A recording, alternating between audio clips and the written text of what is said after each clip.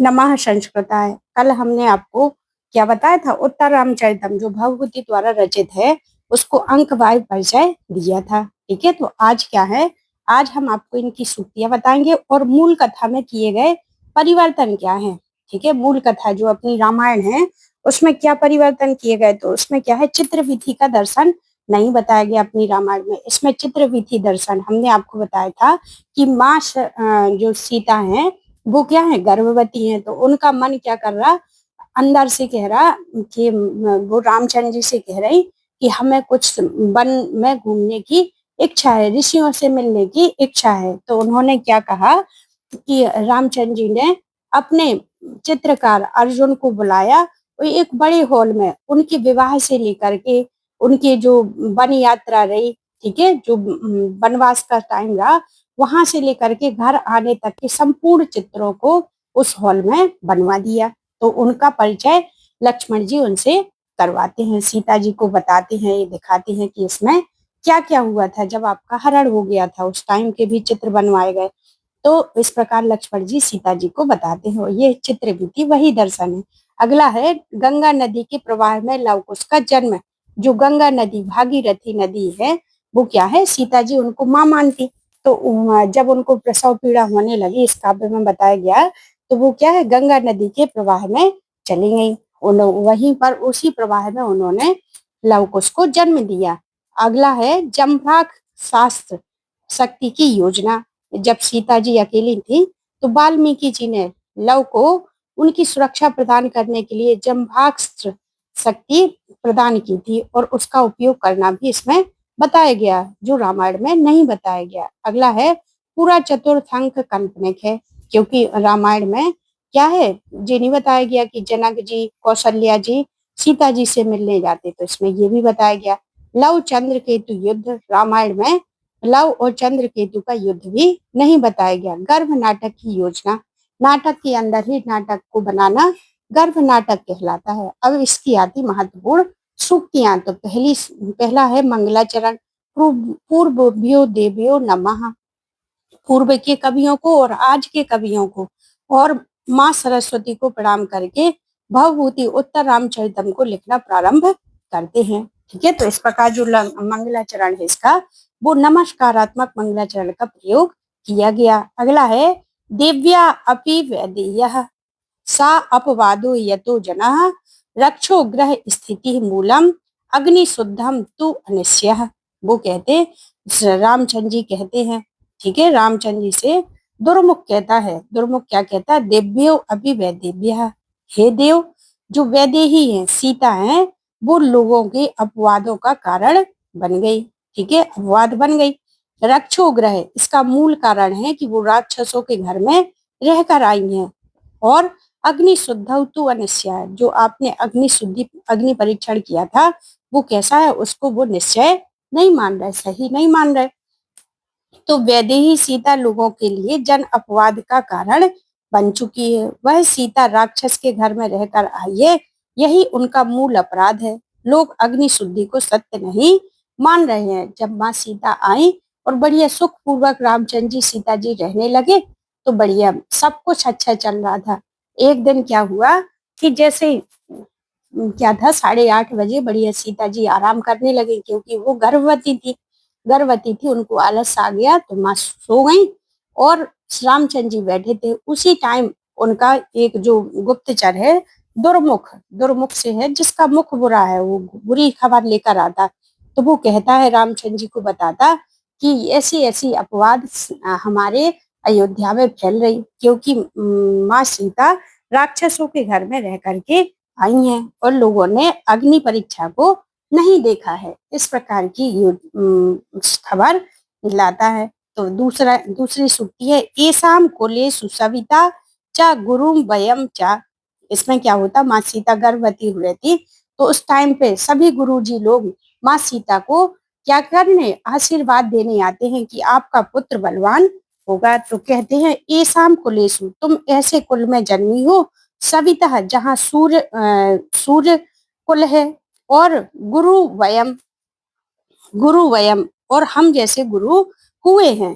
ठीक है, तो सीता की प्रशंसा करते हुए ऋषि सीता जी को आशीर्वाद देते हुए कहते हैं कि तुम्हें सीता, तुम उस कुल में जन्मी हो जहाँ सूर्य देवता हो और हम जैसे ऋषि अष्टावक्र आदि ऋषियों को माना जाता है। ठीक है, एसाम कुलेषु, ऐसे कुल में, सविता माने सूर्य, चा गुरु, गुरु माने अष्टावक्र, वयम चा, हम जैसे गुरुओं का आशीर्वाद आपको प्राप्त हुआ है। अगली सूक्ति है, लोकी का नाम ही साधुराम।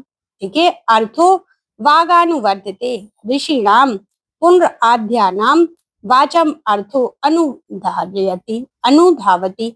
लोकी का नाम, जो आजकल के ऋषि लोग हैं वो समय के अनुसार ही आशीर्वाद देते, जब कार्य हो जाता तो देते हैं। ऋषि नाम पुनः आध्या नाम, जो प्राचीन ऋषि होते थे उनकी वाणी का तो अनुसरण उनका अर्थ ही करता था। जैसे इनको दिलीप कौर ने आशीर्वाद दे दिया था कि आप नंदिनी की सेवा करेंगे तो आपको पुत्र की प्राप्ति होगी, तो पुत्र की प्राप्ति उन्हें हुई थी। ठीक है, तो लौकिक साधुओं का कार्य होने के पश्चात कथन होता है, जबकि प्राचीन आदि कवियों की वाणी का तो अर्थ ही अनुगमन करता था, क्योंकि पहले ना ऐसे चिकित्सक थे ना कोई था। जब कोई परेशानी होती थी तो उनके अपने गुरु के, कुल गुरु के पास ही जा करके अपनी समस्या का समाधान करते थे, और जो गुरु जी कह देते थे उसका लोग अक्षर सा पालन करके करते थे और उनका वह कार्य सिद्ध होता था। मैत्रावारिणी कुल गुरु वशिष्ठ के लिए आया है। क्या आया? रामचंद्र जी वशिष्ठ से कहते हैं, क्या कहते? स्नेहम दयाम च सौख्यम च यदि वा जानकी अपि आराध्या नाम लोकस्य मुंचतो नास्ति में व्यथा।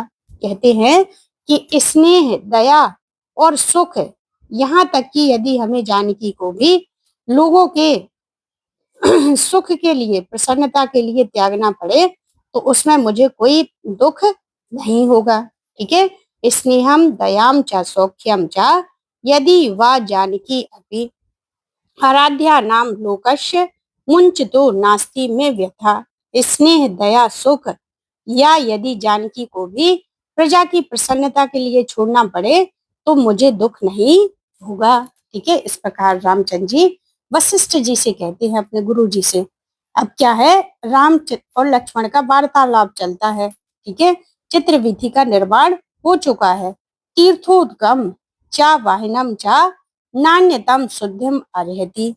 जिस प्रकार तीर्थों का जल होता उससे शुद्ध करने की आवश्यकता नहीं होती ना, जो अपन गंगा जल लेते उसको शुद्ध थोड़ी करते, वो तो शुद्ध रहता ही है। इसी प्रकार जो अग्नि रहती, जो अपन दीपक जला लेते, और जो दीपक की लौ रहती वो कैसी रहती? वो भी शुद्ध रहती, उसे हम कोई शुद्धिकरण नहीं करते। उसी प्रकार भी हमारी जानकी क्या है? शुद्ध है, उन्हें कोई शुद्धि की आवश्यकता नहीं है। तीर्थों के जल, अग्नि एवं सीता को अन्य शुद्धि की आवश्यकता नहीं है। ठीक है, सीता जी उसी प्रकार पवित्र हैं जिस प्रकार से गंगा का जल और दीपक की लौ, उसी प्रकार सीता जी भी कैसी है? बिल्कुल शुद्ध है। रामचंद्र जी लक्ष्मण जी से कहते हैं। अगली सूक्ति है, अपि ग्रीवाम रोदयमि दलति ब्रजस्व हृदयम। अपि ग्रीवाम रोदयमि मतलब पहाड़ पत्थर रोता है, दलित ब्रजस हृदय, और क्या होता कि जो वज्र का हृदय है वो भी पिघलने लगता है। लक्ष्मण जी सीता जी से कहते हैं, सीता अन्वेषण के समय राम की करुण दशा देख करके पत्थर भी रोने लगते एवं वज्र का हृदय भी पिघलने लगता है। लक्ष्मण जी सीता जी को बताते हैं कि जब आपका हरण हो गया था तो भैया राम बहुत अधिक परेशान थे, उनको देख करके पत्थर का हृदय भी रोने लगता है। यदि कोई इतना कठोर हो, उसका पत्थर का हृदय सा हो तो वो भी रोने लगेगा, और वज्र का हृदय हो वो भी पिघल जाएगा उनको देख करके। अब का है, राम मन ही मन कहते हैं, क्या है? आद्योत्यम सुख दुख्यो अनुगतम सर्वा अवस्थासु यद विश्रामो हृदयस्य यत्र जरिया यस्मिन आहार्यो रसः। ठीक है, आद्योत्यम सुख दुख्यो, जो सुख और दुख है, जो दाम्पत्य जीवन है। ठीक है, जैसे किसी का विवाह होता तो शुरू शुरू में लड़ाई झगड़े होते, कहीं मनमुटाव होता, लेकिन रहते रहते उन्हें एक दूसरे के अनुकूल हो जाते, एक दूसरे की आदि बन जाते, उसके अनुसार बन जाते हो। जैसे उनकी वृद्धावस्था आती, आयु गुजरती जाती, वैसे ही उनका जो प्रेम रहता वो प्रगाढ़ होता जाता वृद्धावस्था में, और एक दूसरे से प्रेम हो जाता है। ठीक है, हमने देखा भी है जब हमारे सास ससुर थे तो ससुर जी बार बार बाई को पूछते थे, और बाई को भी दादा की बहुत अधिक चिंता होती थी। होता है ऐसा।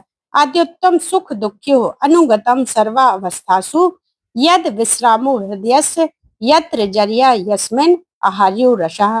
दाम्पत्य जीवन का वर्णन है कि दाम्पत्य जीवन का प्रेम सुख दुख में जीवन की सभी अवस्थाओं में समान रहता है। इस प्रेम में हृदय की विश्राम सुकून रहता है, सुकून मिलता है एक दूसरे को देख करके। बढ़िया, जब परिवार अच्छे से चलता है तो बहुत आनंद आता है।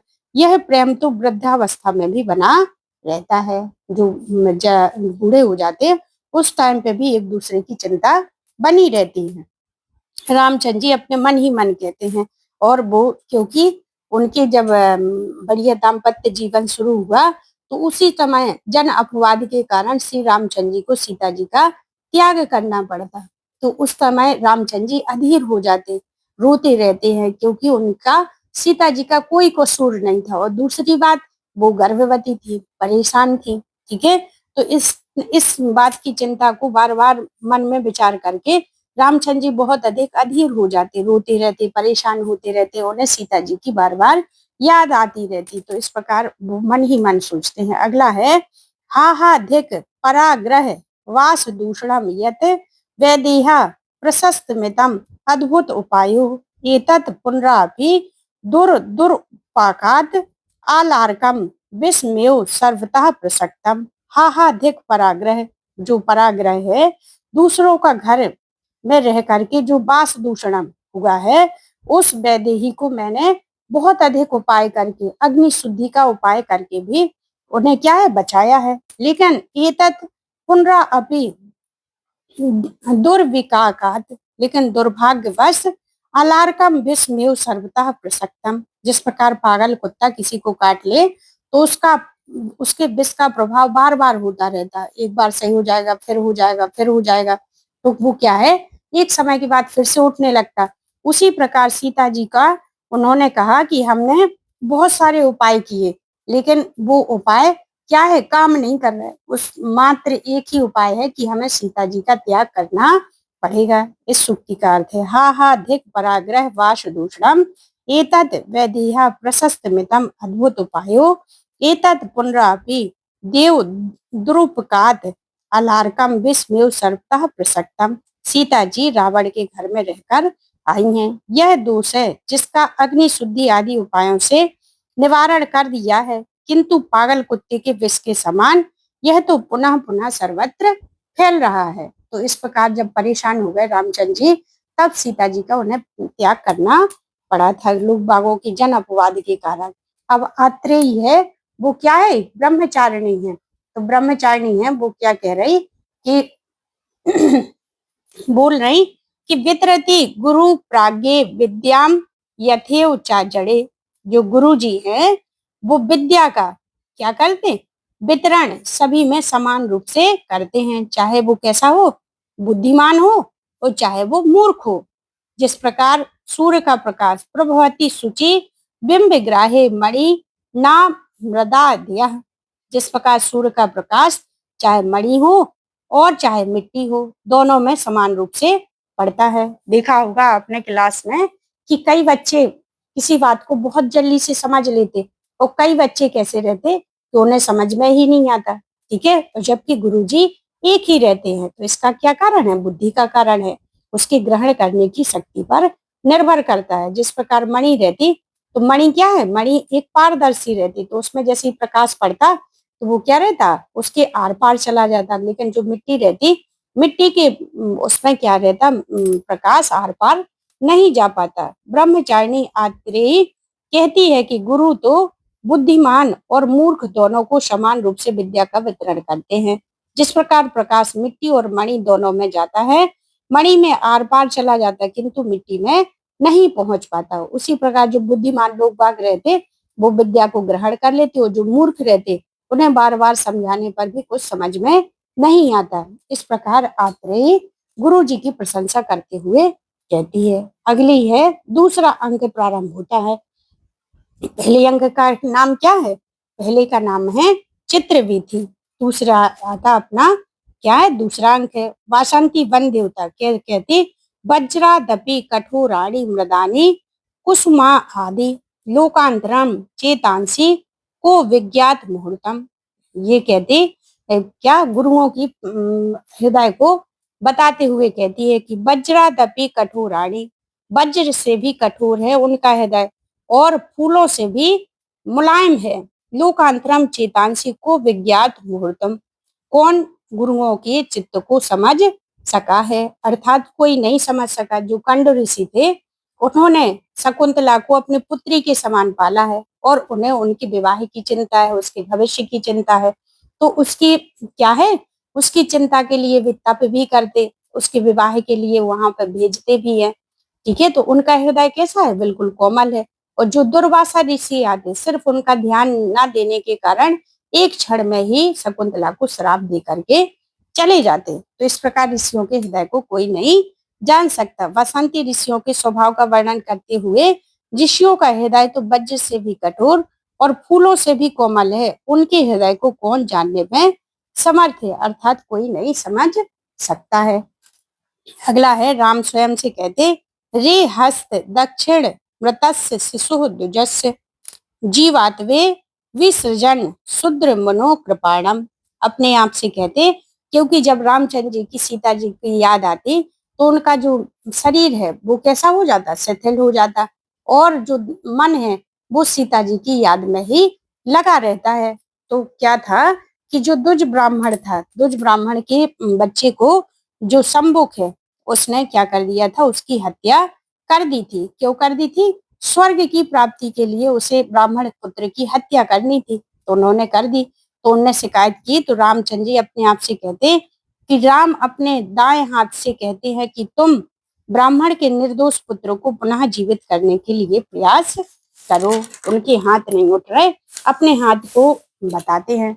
अब तीसरा अंक है अपना छाया अंक। छाया अंक परीक्षा में पूछा जाता कि छाया अंक का प्रारंभ कहाँ से होता, तो ततः प्रविशति नदी द्वयम से होता है।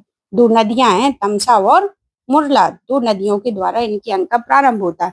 परीक्षा में कभी कभी पूछा जाता कि सर्वश्रेष्ठ सर्ग कौन से हैं, जो अभिज्ञान शाकुंतलम है उसका कौन सा अंक चौथा अंक प्रसिद्ध है, कुमार संभवम का पांचवा अंक और उत्तर रामचरितम का कौन सा तीसरा अंक प्रसिद्ध है। ठीक है, अगले अगली सूक्ति है, त्वम जीवितम त्वमसि मे हृदयम द्वितीयम त्वम कौमोदी नयनम अमृत त्वम अंगे। वसंती राम से कहती कि तुमने अच्छी मीठी मीठी बातें कर करके हमारी सीता को मोह लिया था। उनको इस प्रकार जब लोग बाग कहते, बिना मतलब की प्रशंसा करते कि हम तुम्हारे बिना जीवित नहीं रह पाएंगे, ये नहीं कर पाएंगे, वो नहीं कर पाएंगे, ये सब कुछ हो जाता। इन सब बातों में हमें नहीं पढ़ना चाहिए। क्या है, त्वम जीवतम त्वमसि मे हृदयम द्वितीयम, कहती हैं कि तुम ही मेरे जीवन हो और तुम मेरा दूसरा हृदय हो। तुम कौमोदी नयनम, तुम मेरे नैनों की रोशनी हो। अमृत त्वम अंगे, तुम्हारा अंग मेरे लिए अमृत है। इस प्रकार कौन कहता, बसंती राम से कहती हैं कि आपने इस प्रकार मीठी मीठी बातें करके हमारी सीता को क्या कर लिया, हर लिया। और फिर हमारी सीता जो निर्दोष सीता थी, एक तो वो गर्भवती थी और उसे मालूम नहीं था, उस टाइम आपने उनका परित्याग कर दिया। उन्हें क्या क्या परेशानी होगी ये आपको नहीं पता। ठीक है, तो ये इसमें क्या है, अतिशयोक्ति बताया गया है। ऐसा कहीं नहीं होता कि तुम मेरा जीवन हो, अगर कोई खत्म हो जाए तो उसके बिना भी लोग बाग जीवित रह लेते। तुम मेरा दूसरा हृदय हो, हृदय तो एक ही होता है शरीर में। तुम मेरे नेत्रों के लिए रोशनी हो, कौमुदी हो। ठीक है, अंगों के लिए तुम अमृत हो। तो यहाँ अतिशयोक्ति बताई गई है। अगली सूक्ति है, आई कठोर यश किल ते प्रियम। अरे कठोर राम, क्या तुम्हें सिर्फ यश ही प्रिय था, सीता के बारे में आपने बिल्कुल भी नहीं सोचा, क्योंकि वो 7 महीने की गर्भवती स्त्री थी। ठीक है, इस प्रकार कौन कहता, बसंती राम से कहती है। राम कहते कि दलति हृदयम शोका द्विगात दुग्धा तू न विघ्ते बहति विकलकाया मोहम न मुच्यते चेतसाम। वो कहते कि मेरा हृदय शोक से क्या हो रहा, पिघल रहा है। दुख तो तू विघ्ते, लेकिन वो दो भागों में बट नहीं रहा है। बहति विकल काया, जो हमारी शरीर है वो कैसी है, विकल हो रही। मोहन ना मुच्चयति चेतसाम, लेकिन वो सीता की याद को नहीं भुला पा रहे। ठीक है, इस प्रकार रामचंद्र जी बसंती से कहते हैं कि मेरा हृदय शोक के कारण विदीर्ण हो रहा है, किंतु दो भागों में विभक्त नहीं हो रहा है। मेरे शरीर में शिथिलता आ गई, किंतु वह शरीर रूपी सीता को, मोह को नहीं छोड़ रहा है। ठीक है, सीता जी को बार बार याद कर रहे। अगला है, इसमें अलंकार कौन सा है, विशेषोक्ति, क्योंकि इसमें कारण है लेकिन कार्य नहीं हो रहा। ठीक है, हृदय है वो कैसा, दरार हो रही लेकिन फट नहीं रहा। ठीक है, शरीर में शिथिलता आ गई, लेकिन जो मन है वो कैसा है, चेतना में है, वो सीता को बार बार याद कर रहा है। ठीक है, तो अगली सुक्ति है, पुनरोत्पीडे तथा कस्य परिवावः प्रतिक्रिया, शोक क्षोभे चा हृदय प्रलाल रेव धारते। ठीक है, पुरोत्पीडे तटाकस्य परिवावः, परिवावः माने होता कि तटाकस्य जो जलाशय रहता, उसमें जल की प्रवाह की क्रिया कैसी रहती, अत्यंत तीव्र रहती है। जब नदियों का जल अधिक बह जाता तो उनके जो डैम रहते वो खोलना पड़ते हैं, नहीं तो वो कैसे हो जाएगा, जल का प्रवाह फट जाएगा। ठीक है, उसी प्रकार शोक क्षोभे चाहे हृदय, यदि हृदय में अधिक दुख है, व्यक्त है, तो उस हृदय को हमें प्रलारेप धारते, इन आंखों से रू करके उस जल धारा को हमें बाहर निकाल देना चाहिए, नहीं तो क्या होगा, हमें बहुत अधिक, कोई कहते अटैक आ गया, ये आ गया। तो रामचंद्र जी से कौन कहती, तमसा राम से कहती है कि जिस प्रकार जलाशय में जल की अधिकता होने पर उसे बाहर निकालना ये एकमात्र उपाय है, उसी प्रकार यदि हृदय में बहुत शोक या टेंशन होने पर हमें रोना ही एकमात्र उपाय होता है। तो ये हमने आपको जो उत्तर रामचरितम की महत्वपूर्ण सूक्तियां थी वो बताई। अगले जो दूसरा पार्ट होगा वो हम आपको कल बताएंगे। Thank you.